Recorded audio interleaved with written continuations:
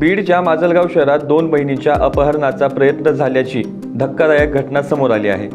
ही घटना शहरातील सुंदरराव सोळंके महाविद्यालय आंबेडकर चौक परिसरात घडली।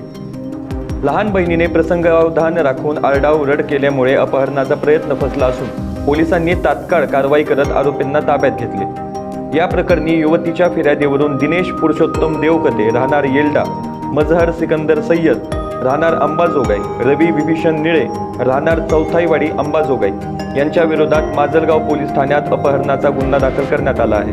अंबाजोगाई येथील रहिवासी असलेल्या दोघी बहिणी परळी तालुक्यातील पोहनेर येथून माजलगावला आल्या होत्या।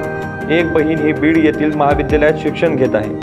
ती आजारी असल्यामुळे उपचारासाठी या दोन्ही बहिणी आपल्या मावस भावासोबत स्कूटीवरून माजलगाव येथील एका खासगी रुग्णालयात आल्या होत्या।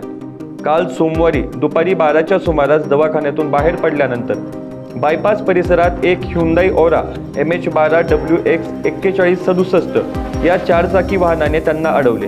या गाडीतील व्यक्तींनी दोन्ही बहिणींना जबरदस्तीने गाडीत ओढले आणि गाडी लॉक करून शहराच्या दिशेने वेगाने पळ काढला।